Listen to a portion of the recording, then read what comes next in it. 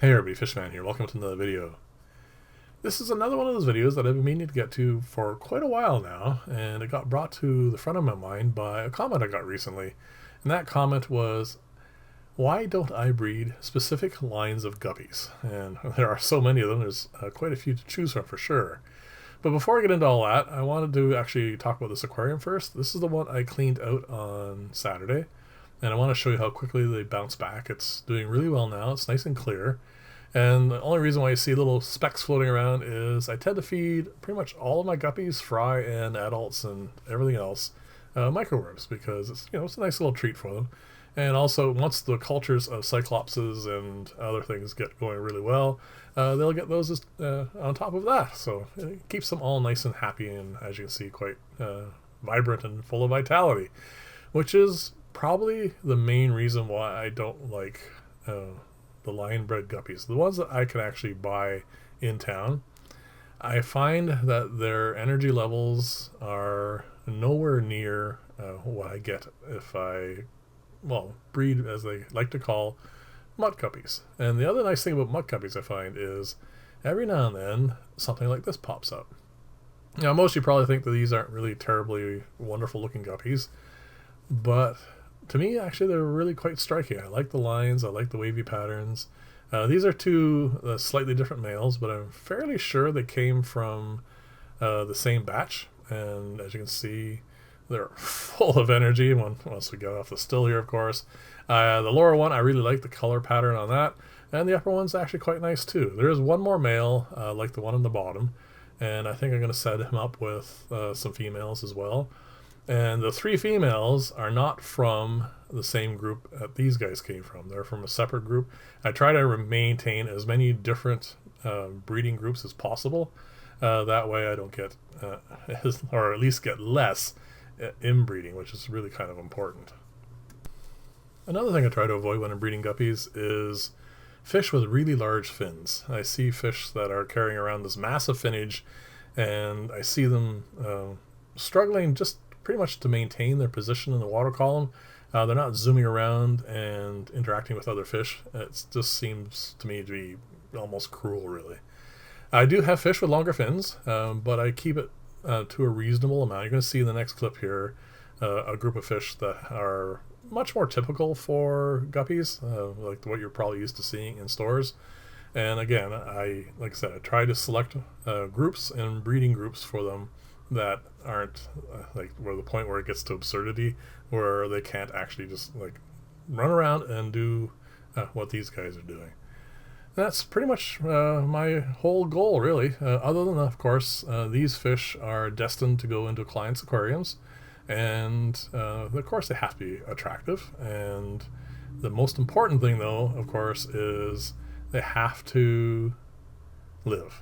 They have to have that vitality, that energy, the metabolism that's able to fight off little bits of disease or whatever that might be in the aquarium, and I don't have to worry about them calling up and saying, the fish you brought us, I mean, they're dead. I mean, what's going on? That kind of question.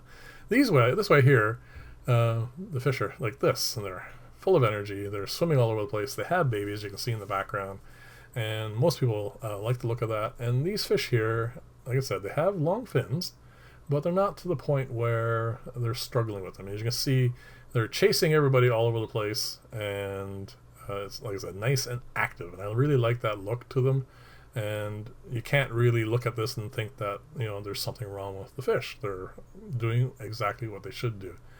And one of the things that pops up often with I get questions for is about guppies in general, as far as like breeding goes.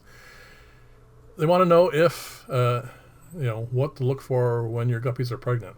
And I've seen that question pop on a bunch of other videos as well.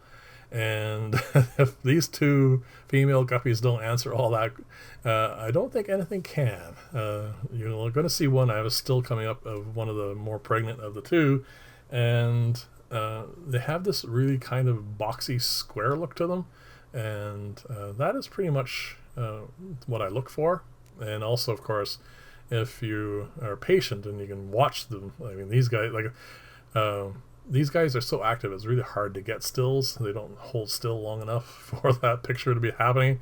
But if you do, you can actually see the little eyeballs in that little grab it spot in the back of the female, and that's another thing I look for. I try not to catch females with a net at that point. I tend to dip them out with a plastic container, just so they don't get damaged from that. And I think this is the one here. This is going to come up here in a second. There, you see how boxy she looks, and of course, as far as body structure goes, this is the structure I like. A nice solid fish. It looks like it's nice and solid, and that's the thing I like about it. It's nice and healthy, and you can see it's got nice colors on the fins, I mean, for a female.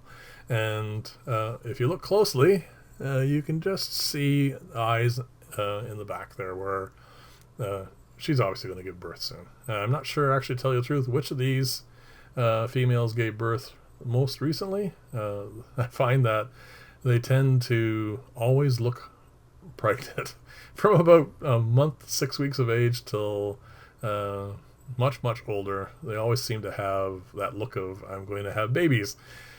And speaking of babies, these are now a week old, and they are feeding on ground up flake food and microworms at the moment, but I am going to start adding in paramecia now because my cultures for them have really taken off, and I like I said, I like my fish food varieties to be as much as possible, like as many different types as possible.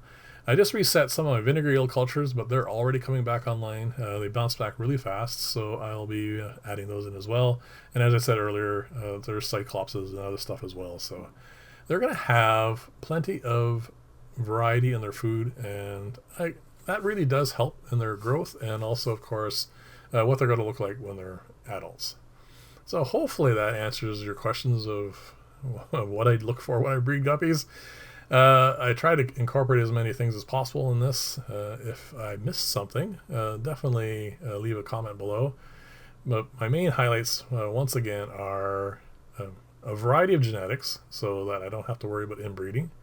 And even though I do select in some ways, I picked out those males and those females to breed, I make sure they're from different groups. I may not ever get males that look like those ever again, but I suspect I will. I don't want, like I said, I don't want to line breed for a specific trait.